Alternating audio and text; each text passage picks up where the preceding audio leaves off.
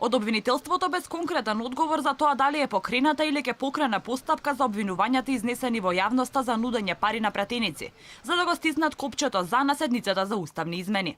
Ни даде одговор без детали, дали ќе отворат постапка по допрен глас и дали ќе ги повикаат пратениците кои истакнале дека се нуди подкуп. Јавното обвинителство на Република Македонија ги следи сите информации и ќе постапува доколку бидат утврдени елементи на сторено кривично дело. Истовремено, согласно кривичниот законник, примањето и давањето на подкуп се кривични дела и обвинителството ги охрабрува граѓаните доколку имаат докази ваквите случаи да ги пријават.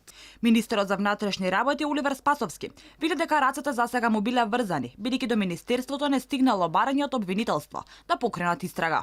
Покренувањето на постапката е работа на јавното обвинителство и јас апелирам до јавното обвинителство да се отворат вакви истраги, заради тоа што е несериозно да се излегува во јавноста и при тоа се кажуваат одредени невистини пред се во делот на нудењето на финансиски средства на одредени пратеници и така натаму, и најдобро е таа постапка да се докаже, да се расчисти и да влие и врз наредните случувања кои што ги имаме. Јавното обвинителство треба да отвори, а ние како Министерство за внатрешни работи сме подготвени да ги истражиме тие случаи врз основа на насоките кои што ќе бидат дадени од јавното обвинителство. Дел од политичките елити обвинија дека биле нудени огромни суми на пари за народски кажано купување на пратеници.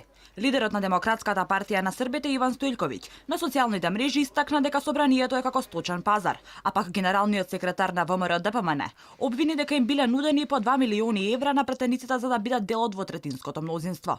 На еден пратеник му се понудени 1 милион евра за да гласа за договорот. Истите се одбиени. На друг пратеник му се понудени 2 милиони евра. На трет 250.000 евра. За ваквите обвинувања се огласија од СРСМ. Пратеникот Костадин Костадинов ги негираше ваквите наоди.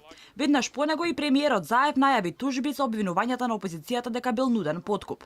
Темата за нудење пари на пратеници стана актуелна непосредно пред гласањето во собранието, каде власта мака мачеше да обезбеди 80 пратеници за да го протурка преспанскиот договор и уставните измени. Собраниската седница во петокот беше закажана за по 12 часот, па одложена за по 15. Конечното гласање се одржа нешто по 22 часот.